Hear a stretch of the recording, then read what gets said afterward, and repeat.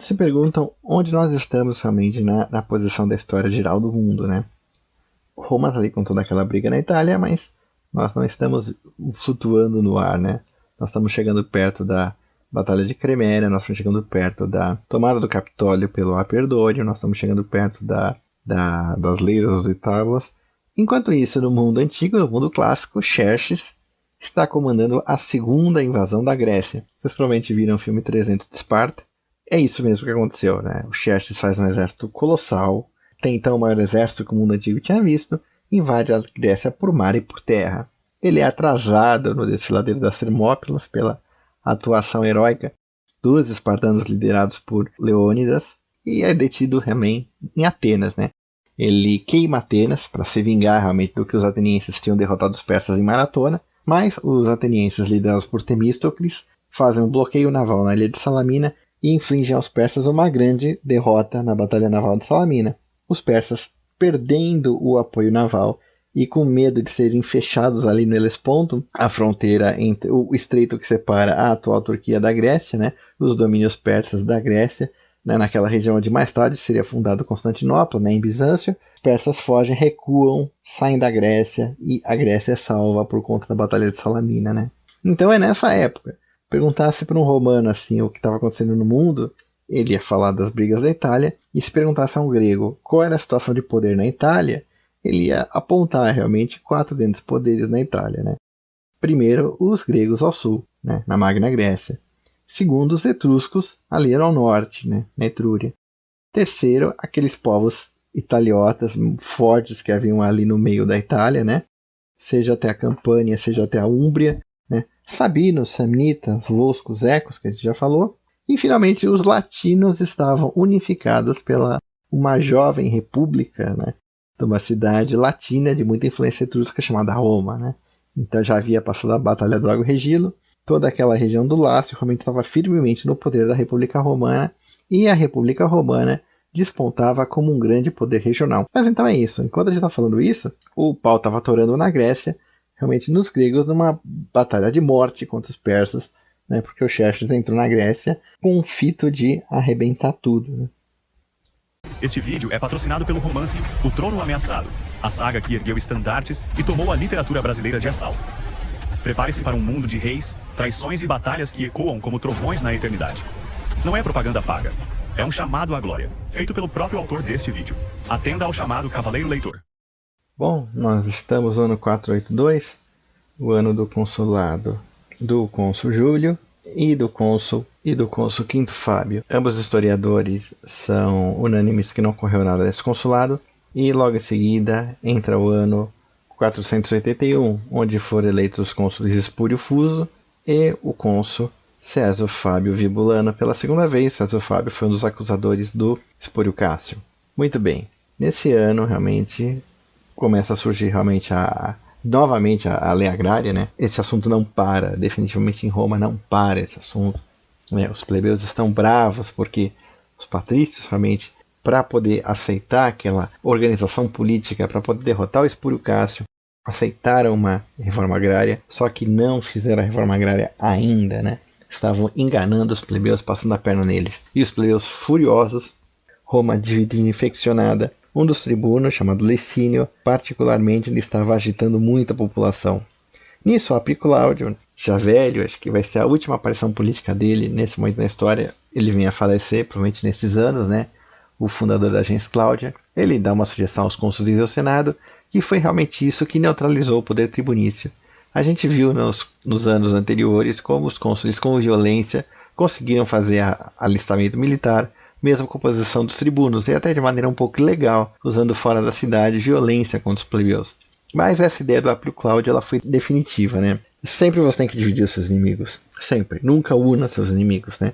Política se faz com arco de forças. E como diz Platão, só uma mudança no governo com uma dissensão da classe dominante. E você percebe realmente uma ação política burra quando ela não divide a classe dominante. Muito pelo contrário, ela une a classe dominante. Cláudio dá a seguinte sugestão: vamos trazer os tribunos para o partido do Senado.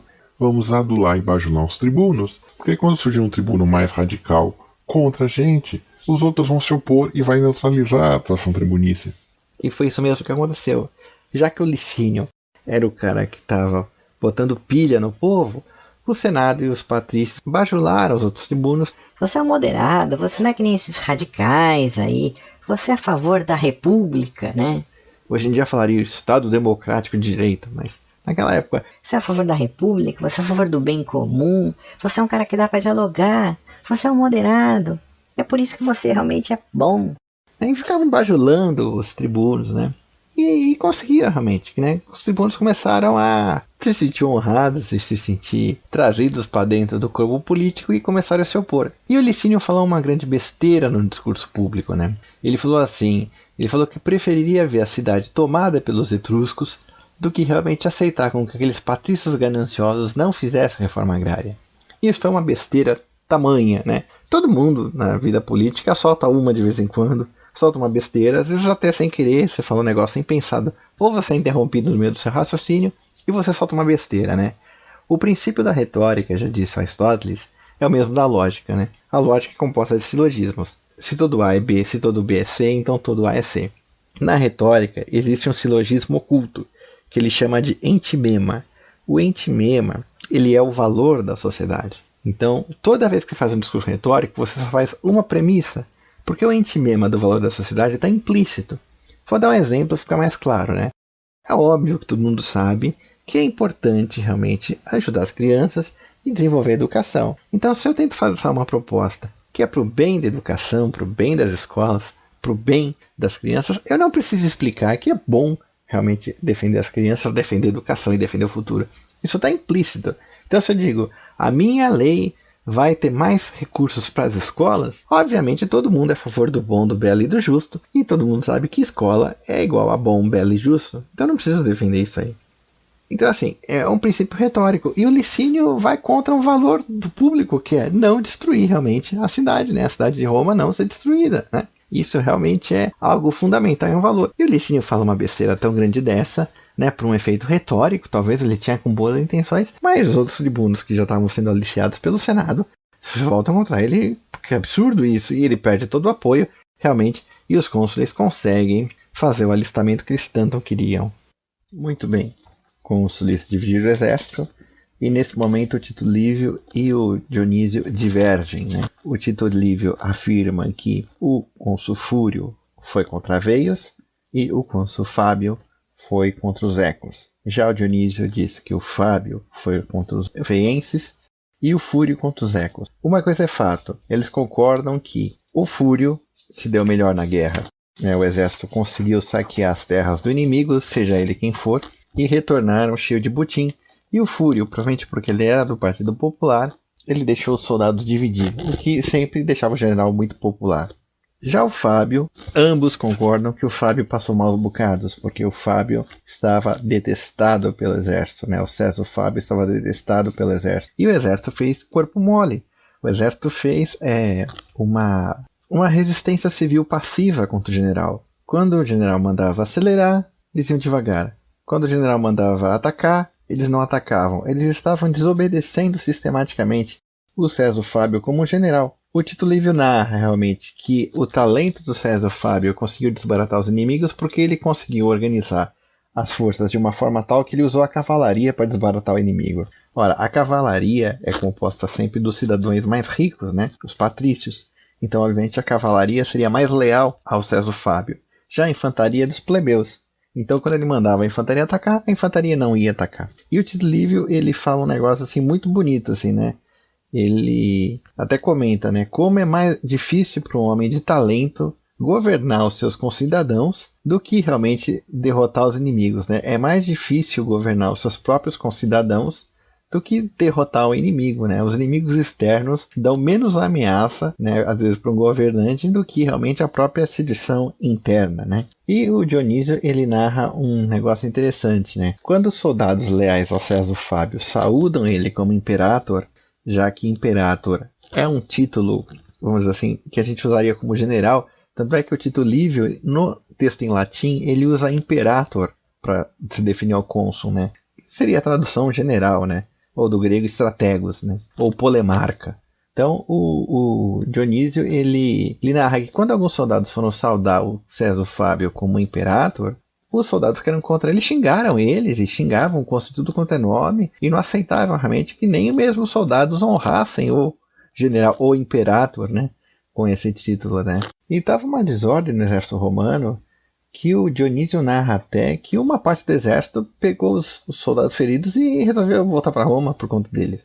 E o César Fábio estava perdendo de tal forma, né, o mando real dele, já que o poder não é cargo, né. Por favor, pela 1000ª vez nesse canal, poder não é cargo, poder são meios de ação. Você pode ter o cargo e não ter meio de ação nenhum. Você pode estar fora do poder e ter muitos meios de ação, você é poderoso. Você pode ser o presidente da república, pode não mandar nada. Você pode ser um político, ou um traficante de drogas, ou um cara da Suprema Corte e ter todo o poder no mundo, mesmo que não tenha os cargos, né? O César Fábio, percebendo que ele estava sem poder nenhum, liberou o exército para voltar para Roma, né? E o Dionísio narra que eles voltaram numa situação de perigo, porque estavam em território inimigo, e voltaram para Roma sem ordem, e ninguém em Roma sabia que o exército ia voltar. E de noite, os vigias na muralha veem um exército chegando, dão um alarme, a cidade inteira se prepara, o inimigo está às portas. No final era o próprio exército romano. César Fábio vem furioso, né? Furioso, mais furioso ainda, né? Por causa da vergonha realmente que o exército fez ele passar com toda essa resistência e o corpo mole, né? A gente sempre fala da disciplina do exército romano, mas a disciplina com grano Salles, né? A gente vê realmente como o exército, ele é a medida do poder real, né, na sociedade, né? Não basta cargo, né?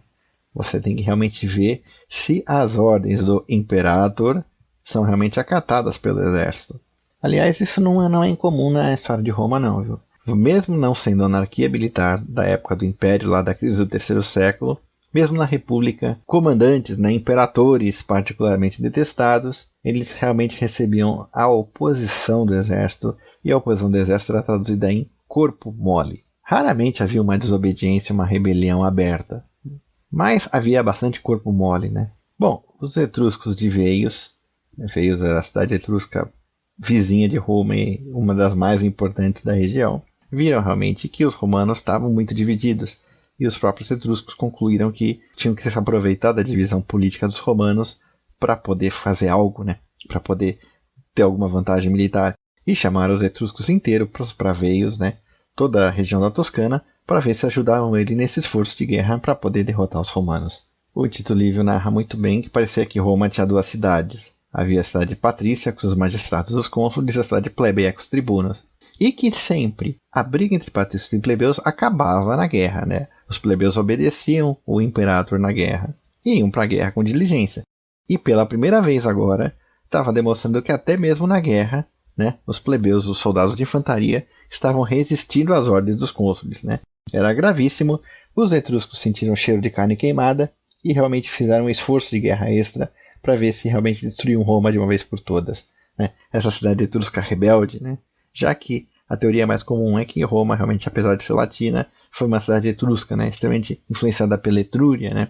Mais tarde, claro, com a influência grega vinha pelos etruscos, os gregos eram os povos mais prestigiados do bacia Mediterrâneo, a influência grega em Roma é inegável, até o ponto que autores como Dionísio de Halicarnasso, né, dizem que na verdade Roma era uma cidade grega desde o início. Mas a gente sabe agora, com as evidências arqueológicas, é muito mais provável que Roma tenha sido uma cidade etrusca desde o início, uma cidade latina, fortemente etrusicizada, né, vamos dizer assim, né, e que realmente entrou em conflito com a Etrúria, né, logo cedo, e a influência grega veio mais tarde, normal, e também veio pela Etrúria. Os etruscos tinham contato com os gregos, lutaram contra os gregos no mar e em terra, então a influência grega também vinha dos etruscos. Foram eleitos para o ano seguinte, o 480, novamente outro Fábio, o Marco Fábio pela segunda vez, e o Neumânlio Cincinato como cônsules, né? Nesse ano realmente ocorre talvez uma das mais sangrentas batalhas da história de Roma. A Batalha do Lago Regilo tinha sido particularmente sangrenta, a Batalha de Silvia Arsa também, e agora a Batalha de Veios, né? Ao cerco de Veios, mais tarde que Roma destrói, e no caso essa batalha, por falta de nome do lugar, foi chamada de Batalha de Veios, porque ela se deu provavelmente no território de Veios. Os etruscos, todos unidos com Veios, chamaram os ecos e os volscos, fizeram um exército comum, porque falaram agora é a hora, né? Roma está dividida, o exército está fazendo um corpo mole, agora é a hora. E os dois cônsules realmente juntaram o exército que eles conseguiram alistar e marcharam os dois, né, para dentro do território de Veios. O Dionísio narra que houve uma situação curiosa no acampamento romano. Os romanos eles tinham ficado num lugar muito bom para fazer acampamento, né? O acampamento, ele, em geral, tinha que ser numa colina, que era mais fácil de defender, porque quem subia já ia cansado. O exército romano fazia fossas e paliçadas, e dentro ficava o pretório. E parece que caiu um raio, né, no pretório, exército romano, que chegou a matar até mesmo o cavalo do general. E os romanos falaram: os deuses não querem que nós fiquemos aqui, vamos para outro lugar. Não vai ser tão bom, mas vai ser melhor porque os deuses não querem. E os etruscos, que entendiam mais a adivinhação, falaram: não, esse presságio realmente é que os deuses decretaram a derrota dos romanos, né? Nós vamos ocupar o antigo acampamento deles, né? Já que os romanos foram expulsos de lá pelos deuses. É fácil ser profeta depois que as coisas aconteceram, porque a gente sabe na história que os romanos ganharam. Mas a gente sabe que os romanos perderam tanto nessa batalha que os etruscos também não estavam tão errados, né? E não sei realmente quem que mandou o raio no acampamento romano, mas o raio realmente ele tinha um pouquinho de verdade, porque os romanos estavam perdidos nessa batalha. Dentro do território inimigo, os cônsules ficaram com medo de que o mesmo corpo mole, a mesma resistência passiva do exército romano fosse se repetir de novo naquela guerra. Então eles decidiram não atacar. Se posicionaram no acampamento e decidiram esperar. Os etruscos e os aliados deles estavam vendo que os romanos estavam inertes. E estavam, com razão, vendo que os romanos estavam com medo. Então eles iam até o acampamento romano e xingavam eles. Ó, seus covardes, seus cagões, vem aqui, luta que nem homem e tal. E os soldados romanos, provavelmente ainda bravos com os cônsules, ouvindo, né?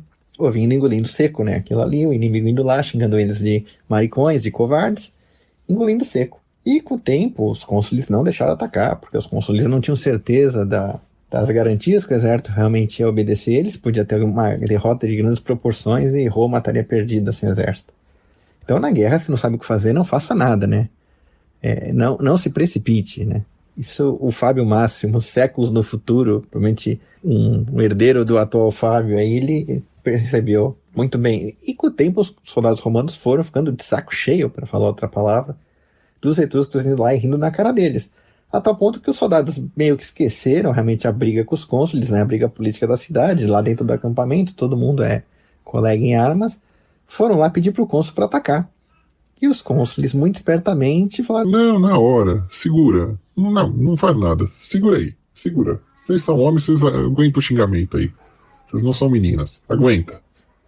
E os etruscos em cima, e os soldados já querendo a batalha, né? Querendo a batalha, não aguentando mais ouvir injúrias, sendo chamado de covarde, cagão, que não é homem, que não sabe lutar, que Roma tá perdida. E isso ainda...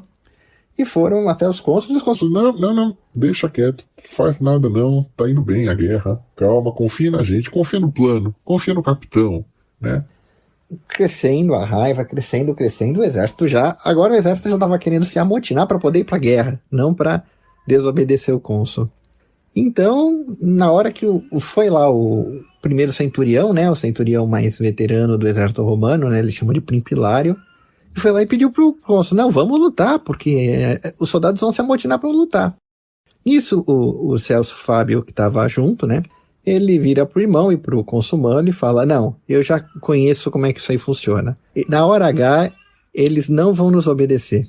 Então, já que vocês, soldados, querem lutar, vocês vão fazer um juramento, mas não pra gente, homens, vocês vão fazer juramento pros deuses, pra Marte e pra Júpiter, que vocês vão obedecer os generais, os imperatores, e vocês vão atacar o inimigo e não vão recuar. Os soldados, naquela gana de batalhar, realmente foram lá e fizeram o juramento que for, jurou pelo Marte, por Júpiter, por Vesta, por Juno, por tudo quanto é Deus lá, que eles não iriam recuar da batalha e iam obedecer à ordem militar. Nisso, os cônsules se sentiram seguros finalmente para pôr o exército em campo. Muito bem. Começou a batalha, cada cônsul do lado. Lembrando que haviam 3 irmãos Fábios, né? O Quinto, o César e o Marcos. O Marcos era cônsul. Isso não quer dizer que o Quinto e o César não estivessem indo para a batalha. É óbvio que eles estavam para a batalha. Por quê? Eles estavam liderando os soldados da gens Fábia, né? Assim como também havia os Cláudios liderando os soldados da gens Cláudia, havia os Horácios, havia os Valérios, havia os Vigílios. Lembra, nessa época ainda, né, havia uma sociedade gentílica, né? A sociedade gentílica era o quê? Os clãs militares eram aristocráticos. Essas famílias nobres realmente eram famílias aristocráticas que tinham seus clientes, tinham seus familiares, e elas realmente montavam alas do exército, né? Tanto é que representavam originalmente a comitia curiata, que escolhia o rei de Roma, e os paterfamilias iam para o Senado romano pela sua tarefa.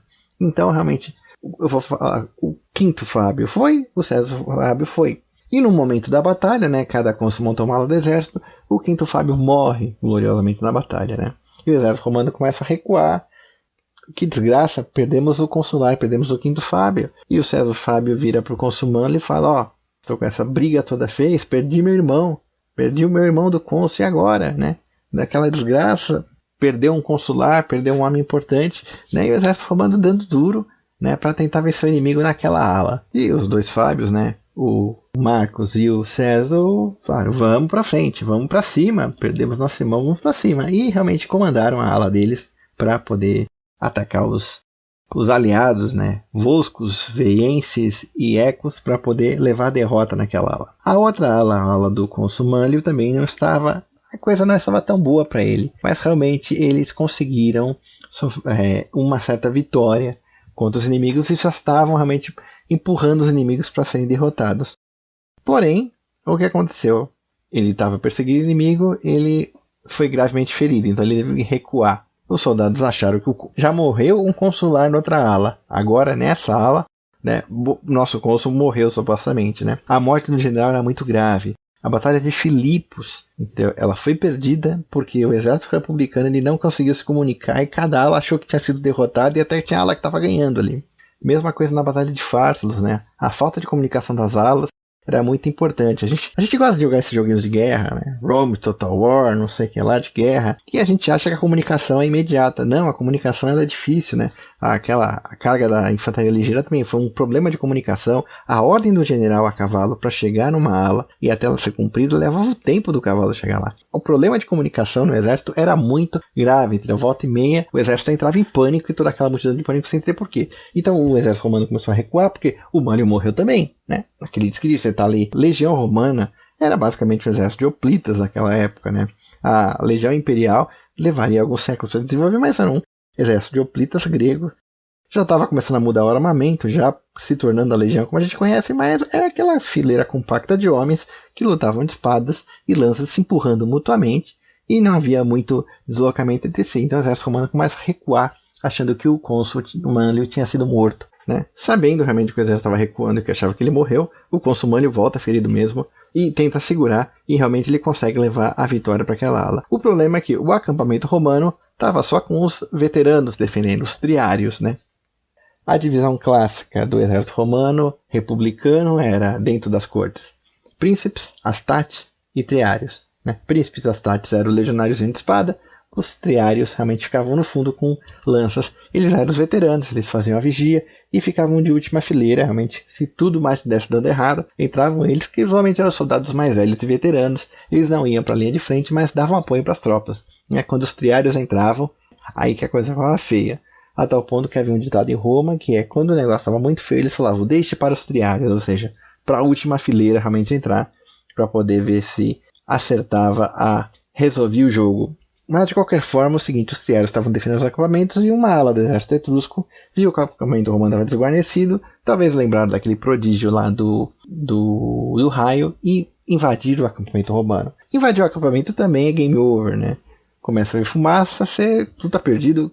Quando um exército antigo invade o acampamento do rival, é checkmate, né? É checkmate, acabou a batalha, né? Mas os romanos tinham ganhado nas duas alas, em que pese um consular morto numa e um cônsul gravemente ferido na outra.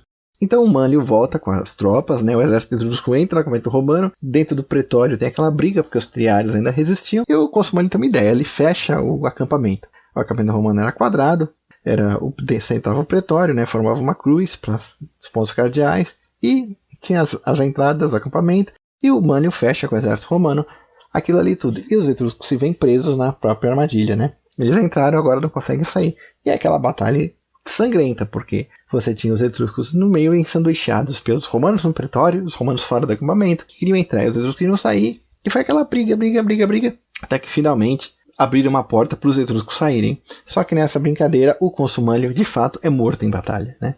É aquela desgraça, realmente os etruscos fogem, né? São derrotados, né? A coalizão etrusco-volsco-eco é derrotada, Mas a batalha tem um preço altíssimo, né? Os romanos mal conseguem perseguir eles porque realmente morreu um consular e morreu um cônsul, né?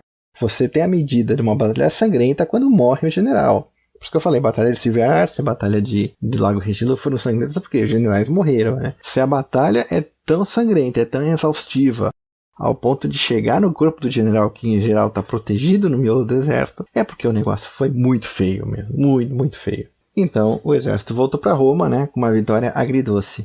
E o Senado votou para conceder para o Marcus Fábio o triunfo, né? Eu não citei o exemplo do Marcus Fábio na aula do triunfo, mas deveria, né, porque também foi um triunfo declinado. O Marcus Fábio, que foi ferido em batalha, né, a batalha de Veios não poupou ninguém, ele escreveu para o Senado, ó, eu não quero triunfo, tá? Perdi meu irmão na batalha e perdi meu colega, então não há triunfo aqui. Vocês querem triunfo? A gente pega o exército, desfila no exército, com as honras triunfais mesmo, mas eu não vou participar, que eu pessoalmente estou muito, muito ferido por isso, né? E ele faz o elogio fúnebre do irmão e do colega, né? É uma tradição, né? Fazer o elogio fúnebre dos que caíram, né? Vem até da Grécia, tá?